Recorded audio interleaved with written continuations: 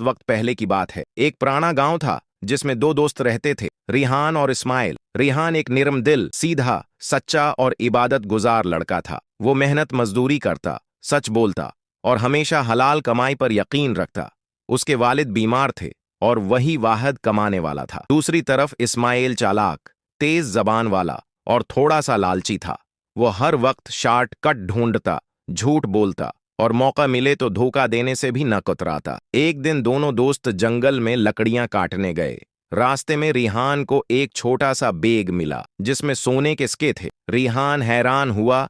उसने फौरन कहा, ये किसी का गरा हुआ है, हमें गांव के इमाम के पास ले जाना चाहिए। इस्माइल फौरन बोला, क्या पागल हो, हम दोनों ये आधा आधा बांट लेते हैं, किसी को क्या पता चलेगा।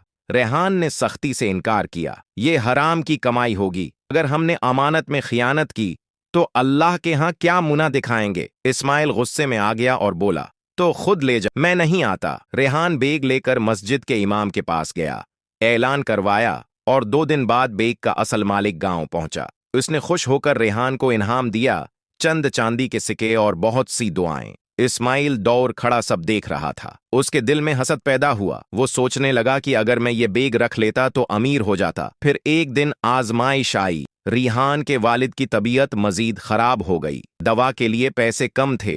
रिहान फिर भी नमाज नहीं छोड़ता, अल्लाह से दुआ करता और सच्चाई पर कायम रहता। इस्माइल ने उसे मशूरा दिया, रिहान, अब वक्त है कि तू मेरे साथ शहर चले और मेरे तरीके से काम करे। झूठ बोल, कसम खा, तभी कुछ बनेगा। रिहान ने कहा, अगर अल्लाह चाहेगा वो मुझे मेरे सच के साथ कामयाब करेगा। शहर की कहानी। रिहान शहर गया मगर हलाल रोजी के उसूल पर काम करता रहा।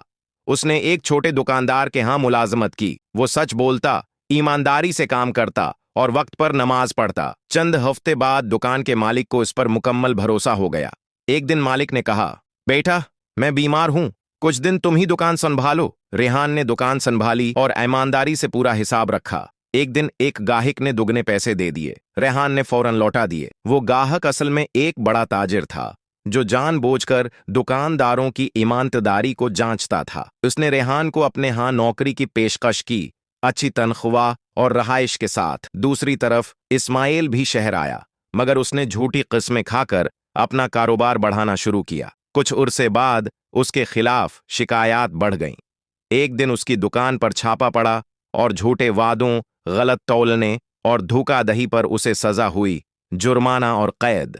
वो सोचता रहा, काश मैं भी रेहान की तरह सब्र करता और सच्चाई से न हटता। इंजाम, रेहान ने आहिस्ता आहिस्ता कामयाबी हासिल की।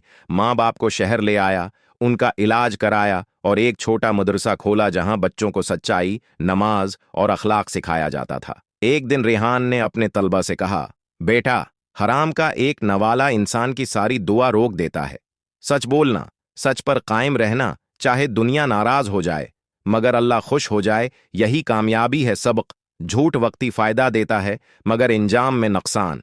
जो सच पर कायम रहता है, अल्लाह उसके लिए रास्ते खोल देता है। माँ बाप की खिदमत और नमाज कामयाबी की कंजी है। अमानत में खयानत करने वाला अल्लाह का गजब मोल लेता है।